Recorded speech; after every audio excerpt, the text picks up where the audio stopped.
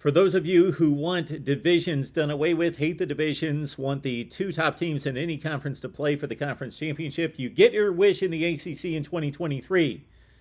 Welcome to the Voice of College Football. We break down the game we all love each and every day with you. Best discussion, debate, and analysis because of your contribution and support. Please like the video, share the videos out on social media. Guess what? I know you don't believe this, but there are folks out there that don't know. Can you believe living a life without knowing that we are here at the Voice of College Football? So please share the videos out on social media and subscribe and hit that bell for the notifications to know when we go live. ACC Power Rankings right here at the Voice of College Football. Guess what? No more divisions in 2023. You get your wish. But this season, why not just embrace it? Embrace the mediocrity, the craziness, the messiness of the Coastal Division. Here we go. Let's run it down, starting at number 14. And yes, one of those Coastal favorites, Virginia. They are 2-4, 0-3 in the conference. They've got a date at Georgia Tech coming up this week. The Virginia offense was one of the best in the nation last season. Bring back quarterback Brennan Armstrong and all their weapons, and they have just imploded. Number 21 in the nation in points per game last year. Number 21 down to number 122. They have not scored more than 20 points in a ball game this year in 6 games. Brennan Armstrong, one of the top quarterbacks in college football, led the nation in yardage per game passing last season. Threw for 4,500 yards last year, 1,300 in half a season. 6 games this year. He played 12 last year. 31 touchdowns last year, 5 this season.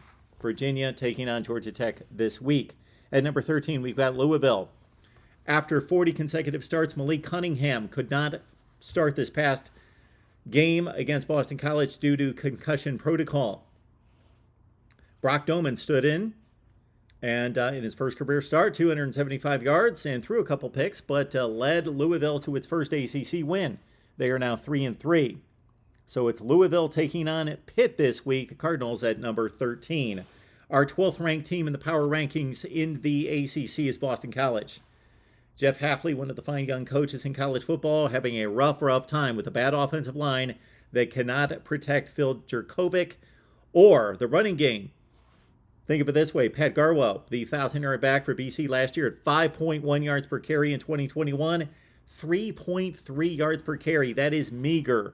Boston College at 2-4, 1-3 in the conference. They go to Wake this Saturday. All right, Virginia Tech at 2-5. They've won a conference game, but they lost a conference game against Miami here over the weekend. It might have been their best performance, though, of the season. They came back from 20 down to make it 20-14 with 3.5 minutes left. Had they gotten a stop on defense, they would have had a chance to win the ball game. But Virginia Tech goes down in this one. Again, a bad roster at Virginia Tech that Brent Pry is trying to upgrade. Quarterback Grant Wells, 7 touchdowns, 7 picks is not the answer. At number 10, we go to Miami. The Hurricanes finally win a ball game in the ACC, finally defeat a FBS team. Their 2 prior wins were against Southern Miss and Bethune-Cookman. They win at 20-14. They had 5 starters out of this game due to injuries, and they had 17 penalties. So they survived on the road at Lane Stadium, win the ball game in ugly fashion, hold on for the victory. But the big note here and the big sign for the stretch drive for the Hurricanes at only 1-1. They're not out of it in the Coastal Division by any stretch. Tyler Van Dyke, 2 consecutive great performances out of him. Miami is 3-3, taking on Duke this week, coming to Hard Rock. Speaking of the Blue Devils, they are number 9 in our ACC power rankings, and excruciating losses for the Blue Devils the last 2 weeks. Mike Elko has done a tremendous job in lifting Duke football, now 4-3. But they were 4-1, lost to Georgia Tech in overtime. Then this last week against North Carolina, had the Heels at home. They were up 35-31, late in the ballgame, about 2 minutes left, driving into the red zone. A sure field goal, most likely a touchdown inside the 10-yard line to ice the game. They didn't score the touchdown. They missed the field goal. Drake May takes North Carolina the other way, wins the game 38-35. Duke goes down in defeat. That's a huge loss in the Coastal Division for the Blue Devils, now at 1-2, going to Miami. At number 8 in the ACC, we've got Pitt, the defending conference champions, at 4-2, but 1-1 in the conference. Israel Epanaconda is second in the nation in yards rushing per game. He had 320 against Georgia Tech. He has 13 touchdowns. That's number 2 in the nation to Blake Corum as well. Pitt still has, despite a disappointing loss against Georgia Tech a few weeks ago, they've got Miami and North Carolina ahead of them. They can still make a factor in the Coastal Division. Pitt goes to Louisville this week. At number 7, Georgia Tech. Love it. Love this story. Jeff Collins gets fired. Georgia Tech had lost 13 consecutive ACC games. They had lost 10 consecutive games against FBS opponents. Guess what they've done in their 2 games with Brent Key as the head coach? They've defeated Pitt and Duke. They've got 2 wins in the ACC. Shoot, had they not had to play Clemson, unlike every other team, not Miami, in the division, then they might be 2-0, 3-0 in the ACC. As it is, 2-1. They've got Virginia. They're a favorite in this one at home. So Georgia Tech could be a factor, surprisingly, after a horrible, horrible 3 years under Jeff Collins. At number 6, we go to Florida State. 3 consecutive losses, but still a good season under Mike Norvell. They are so much better. However, not quite up to the task of Wake Forest, North Carolina State, and Clemson 3 consecutive games. They were clearly outclassed in each game, but clearly they were competitive in each game. Take the Clemson game this past Saturday night. For the first 20 minutes, Florida State right in it, 14 all. Then for a quarter and a half, Clemson dominated, scored 20 consecutive points. Then Florida State put on the mad rush, got to within 34-28, onside kick failed. They lose the ball game. Jordan Travis is for real, with some of the best quarterbacks in the conference in decline. Brennan Armstrong, Devin Leary, not playing as well as expected. Jordan Travis, possibly the best quarterback in the conference. 11 TDs, 3 picks. We know what he can do on the ground. He has over 180 rushing yards the past 2 weeks against NC State and against Clemson. This team ran the ball against Clemson, 6.1 yards per carry against the Clemson defense. But they're hurting on the defensive front without Fabian Lovett for now 5 consecutive weeks. Florida State's got a bye week at 4-3, number 6 team in our ACC rankings. Here's the top 5. North Carolina State. They look to be poised to be the team that had the athleticism and the ability and the experience, having defeated Clemson last year, to knock out the Tigers. Well, they were not up to the task 2 weeks ago. Now they've lost Devin Leary, and they lost to Syracuse on the road. Only scored 9 points in that game, with backup quarterback Jack Chambers getting his first start. 18 of 30 for $160 through the air. So no Devin Leary. He's out for the season. This is the team that has to reset its goals.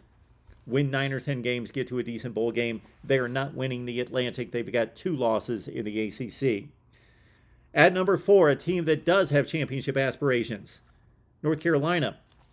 Drake May led the aforementioned game-winning drive at Duke to win that one for the Heels, who are 3-0 in the conference, 6-1 overall. They've got a bye week up ahead. The defense, still not good, but not Appalachian State. Give up 61 points bad. They've been better in recent weeks with all that recruiting prowess on the defensive side, playing better under Gene Chizik in recent weeks. UNC at number 4. Our number 3 team in the ACC, surprisingly, is a 5-7 team from last year, a team that has not had a winning record since 2018, and that, of course, is Syracuse. Huge win this past weekend over North Carolina State. This is a defense that is not giving up points. They give up yardage. They're 50th in total defense, but number 6 in points against. Garrett Schrader having a nice season as a dual-threat quarterback. Of course, the Mississippi State one-time wide receiver transfer. Sean Tucker's one of the best backs in college football. They've got Clemson coming up this week. The big showdown in Death Valley. Clemson has knocked off all the other contending teams in the division. They are on their way to the division championship unless Syracuse can pull off the major upset. They are 6-0. Syracuse for the first time since 1987. Cinderella got a break with the officials against Purdue. They got a break with Devin Leary missing the game against North Carolina State. They go to Clemson coming up this week. At number 2, we believe the second best team in the ACC right now, based on the results, Wake Forest, Sam Hartman. Good to see him back. Obviously, had the blood clot scare at the beginning of the season through 6 touchdowns against Clemson. And, of course, To date, that is the most important result in the ACC. Had Wake been able to pull out that double overtime loss against Clemson, they would be in the driver's seat. But as it is, they need Clemson to lose twice. They got off the mat to defeat Florida State on the road. Impressive win by 10 points there. Wake Forest takes on Boston College this weekend. All right, the number one team in the ACC is clearly Clemson. You may knock how they defeated Wake Forest, double overtime. The defense, the secondary in particular, got shredded. The North Carolina State win, impressive in the second half.